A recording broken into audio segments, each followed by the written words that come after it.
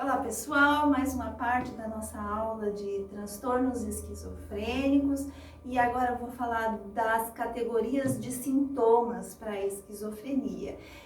Na esquizofrenia temos dois tipos de sintomas, então a gente vai pensar em sintomas positivos e sintomas negativos. Sintomas positivos não significam sintomas bons, sempre vai ser, dentro da esquizofrenia, todos esses sintomas, eles vai dar a impressão de que essa pessoa está fora da realidade. Então, os sintomas positivos são desviantes, sintomas que estão presentes, mas que deveriam estar ausentes. Eles incluem ambivalência, delírios, alucinações, discurso desorganizado, ideias de referência e perseverança. Positivo não significa bom. Os sintomas psicóticos demonstram que o paciente perdeu o contato com a realidade. Então vamos pensar, os sintomas positivos, eles vão ser do tipo delírio, alucinação, discurso desorganizado, ambivalência afetiva, o ama ou odeia, ele vai ter uma resposta afetiva diferente do que a gente está esperando, ideias de referência, principalmente os delírios de referência, voltado a algum fator, alguma coisa em que essa pessoa esteja focada, tá? Então agora a gente vai falar um pouco sobre o que são alucinações. Então as alucinações são as características mais comuns da esquizofrenia. É a presença de alucinações que significam falsas percepções sensoriais ou experiências perceptivas que não existem na realidade. Então, como funciona tudo isso que são alucinações? Vamos pensar nos nossos 5 sentidos. Então, a audição, a visão, o olfato, o tato, o paladar. Esses 5 sentidos, numa pessoa que está tendo alucinações, vai estar alterado. Tá? Então, as alucinações, elas podem ser auditivas, então uma voz falando só na mente desta pessoa. Visual, eu estou vendo, o esquizofrênico vê uma coisa diferente do que ele está, que não existe. Ou seja, principalmente conforme a sua referência. Então, o esquizofrênico vê ali um alienígena, um monstro, alguma coisa que está tentando amedrontar, pegar ele, tá? Nas alucinações olfativas, ele vai sentir cheiro de uma coisa que não é real, aquele cheiro não existe. Tem uma história de uma senhora que ela trocava de casa, ela vendia sua casa, por várias vezes ela trocou de casa, porque ela dizia que dentro da casa dela tinha um cheiro de podre e não passava esse cheiro. Depois de várias mudanças é que foi percebido que ela tinha uma alucinação olfativa. Aquele cheiro que ela sentia não era um cheiro real. E ela não se percebia, sentir que aquilo não era real. Um outro aspecto muito comum nas alucinações olfativas é a pessoa que fala, aqui tem cheiro de rosas, aqui tem cheiro de estragado e assim vai. Tá? As alucinações táteis. Como funcionam essas alucinações? A pessoa tem a sensação de que tem bichos andando no seu corpo, ela tem a sensação de que tem aranhas caminhando nas suas pernas, e esse tipo de alucinação tátil é muito triste de ver, porque a pessoa tenta tirar realmente, ela interpreta aquilo como real. As alucinações gustativas, a pessoa ela vai se alimentar e ela diz, aqui tá estragado isso, tá podre, tem alguma coisa. Ela toma a água, diz, a água tem veneno. Então essa interpretação do gosto vai estar alterada. Fora essas alucinações dos 5 sentidos, que são as alucinações que a pessoa vai estar alguma alteração aí nos 5 sentidos, existem as alucinações senestésicas e as sinestésicas. Então, as sinestésicas, a pessoa interpreta alguma função do seu organismo de forma diferente. É muito clássico você ouvir um paciente em estado psicótico que fala: tem ratos comendo meu cérebro. Ele tem essa percepção de que existe um bicho comendo o seu cérebro. Ou então, o meu abdômen está cheio de bichos, e ela tem essas interpretações bem clássicas e que causam uma sensação até na pessoa que está cuidando de pavor, porque ele está num momento de muito medo, uma sensação uma sensação muito inapropriada, em que essa pessoa tem uma sensação, uma estranheza do seu próprio corpo. Também existem as alucinações sinestésicas, e essas alucinações, elas são uma alteração do movimento. Então, quando a pessoa está numa alucinação sinestésica, ela diz: as paredes estão se fechando, eu estou caindo, ou eu estou subindo. Então, eu vou passar para vocês o vídeo da Estamira, que é um documentário onde ela demonstra essas alucinações. Então aí vocês vão conseguir entender bem quando ela fala: eu estou subindo, ela está tendo uma alucinação sinestésica. Agora a gente vai falar dos delírios. E estes delírios são inúmeros. E lembrando, dentro da saúde mental não existe receita de bolo. Então, pacientes, eles podem ter alterações e delírios de vários tipos, né? Conforme o que tenha lá gravado no seu inconsciente profundo e que vem de uma forma totalmente desorganizada para o consciente. Então, delírios significam crenças fixas sem base na realidade.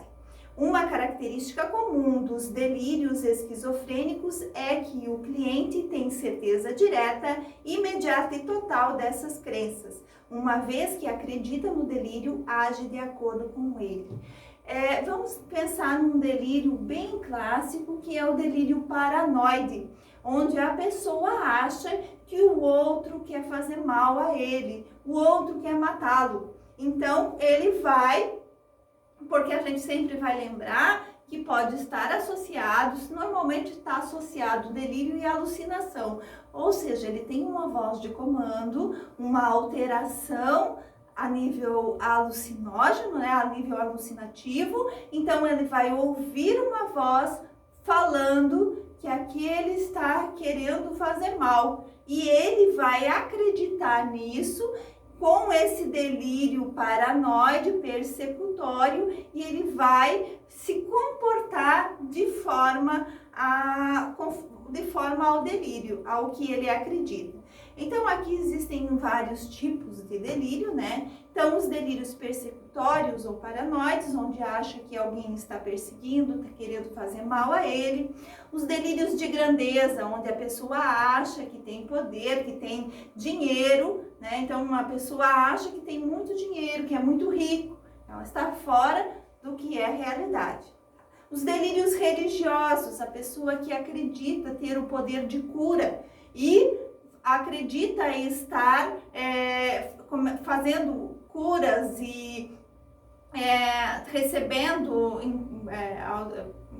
informações divinas e fora do contexto religioso. Tá? Delírios somáticos, quando acredita em alguma coisa a nível do seu corpo e está somatizando, né, aquela sensação. Delírios de referência são delírios voltados a alguma coisa em especial. Um paciente que fala que aquela senhora não é sua mãe e jura e acredita e tem a total convicção de que a mãe dele não é a mãe dele. Isso é um delírio de referência. Tá? Agora a gente vai falar dos comportamentos, deste comportamento desorganizado. Então, os comportamentos desorganizados incluem transtorno do pensamento e do comportamento bizarro. O pensamento vai ser um discurso confuso, variando de uma fala ligeiramente desorganizada a divagações incoerentes. O paciente apresenta a dissociação do pensamento, passando de uma ideia para outra e se afastando cada vez mais do tema original. Ele tem dificuldade em conversar com as outras pessoas. Este comportamento desorganizado, a gente vai ver quando esse paciente tem um pensamento totalmente mágico e que faz uma interpretação tipo salada de ideias. Então vem uma palavra, ele fala que não está nada associado à sua conversa. A gente fala que ele perde o fio associativo de uma conversa para outra. E ele vai pipocando, vem uma frase, depois outra que não se encaixa em nada no seu discurso, e aí faz uma salada de ideias. Esse é o comportamento desorganizado, o pensamento desorganizado. Agora a gente vai falar do comportamento bizarro. Comportamento bizarro também é muito comum no esquizofrênico, porque vão ser agitações, falta de cuidado com o seu corpo, então a aparência vai estar desleixada, descuidada. Como ele está fora da realidade, ele não se percebe enquanto corpo que precisa ser cuidado. E por isso, alguns pacientes esquizofrênicos ficam muito tempo sem tomar banho, sem escovar os dentes, sem se cuidar. Tá? Então, comportamento bizarro pode incluir tolices infantis, agitação e aparência, higiene ou conduta inadequada. Pacientes podem se mover devagar, repetir gestos rítmicos e andar em círculos. Vai ser todo aquele comportamento bizarro que não é normal de pessoas que estão dentro da realidade. Lembrando, a esquizofrenia vai ser uma quebra da realidade, ele vai estar fora do momento presente, ele vai acreditar em uma situação totalmente inexistente. Tá? Esses são os sintomas que eu falei até agora, são todos sintomas positivos do transtorno. Então, são sintomas graves que a gente vê que a pessoa saiu fora da realidade. Agora, existem outros sintomas que são os sintomas negativos da esquizofrenia.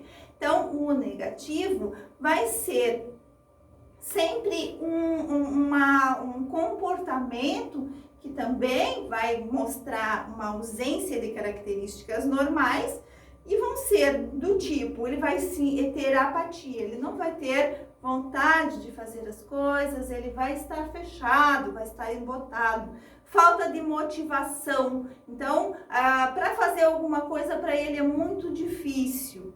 Embotamento afetivo,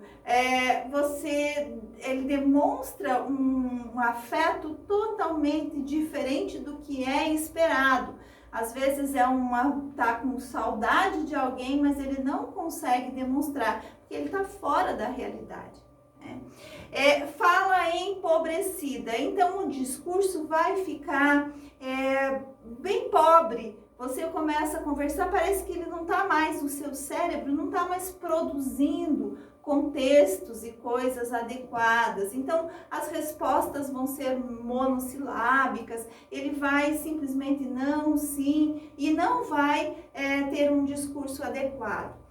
A catatonia é um comportamento onde esse indivíduo, essa pessoa vai ficar tão embotado e às vezes vai ter um comportamento tão inadequado e ele vai ficar numa posição por muito tempo, com um olhar fixo, e a gente vê que é só o corpo que está ali, mas ele não está interagindo em nada com o ambiente. Os sintomas catatônicos são sintomas muito graves da esquizofrenia, onde a pessoa se embota a certo ponto de que nada e ninguém consegue tirar ele deste momento, só com medicação. Tá? A anedonia. Então, a anedonia é uma falta de vontade, dificuldade em sentir prazer. Ele não sente prazer em nada e aquilo para ele, todo mundo que está tentando interagir com ele, ele não vai conseguir, porque ele está embotado, ele está no sintoma negativo da doença. Então, sempre lembrando, a esquizofrenia tem 2 tipos de sintomas. Os positivos, que vão ser as alucinações, os delírios, o comportamento desorganizado, aquele comportamento agitado, e os sintomas negativos, que a gente vai pensar nesse paciente se fechando no seu eu, se embotando, com falta de motivação para fazer qualquer coisa, não consegue sentir prazer em nada, seu afeto vai ser embotado. Então, esses são os 2 tipos de sintomas na esquizofrenia.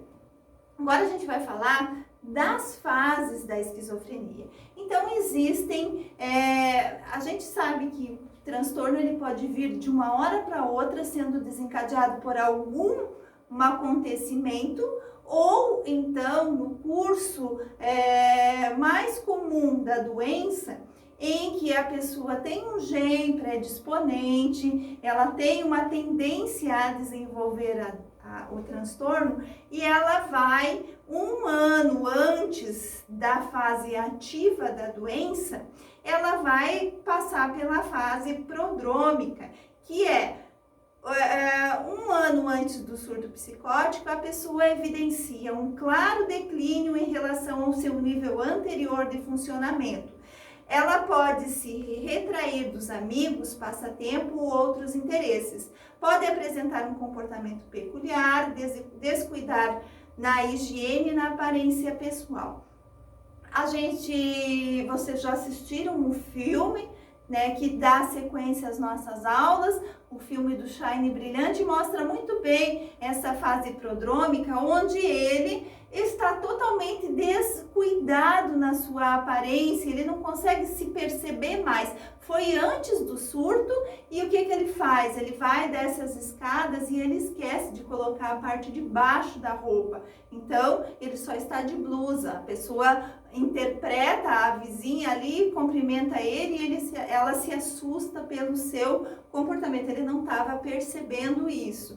Sempre lembrar, se é uma esquizofrenia clássica, essa pessoa, 1 ano antes do grande surto, ela vai apresentar um comportamento mais isolado. Era um adolescente que fazia muita coisa e de repente ele para de fazer. Ele quer ficar mais quietinho no seu canto. Os amigos já incomodam, então ele começa a se isolar, a ficar, negligenciar a sua aparência pessoal, o seu cuidado.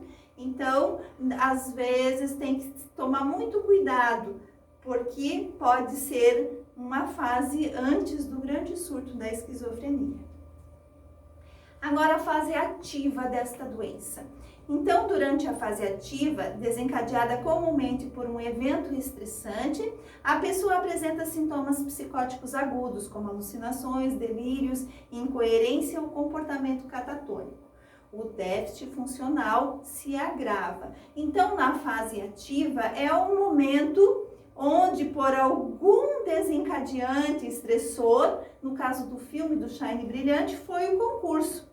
No momento do grande concurso, ele tem o surto, onde ele tem a desorganização total, onde ele já começa a ter aquele comportamento inadequado, com delírios, alucinações e incoerência, né, com a realidade.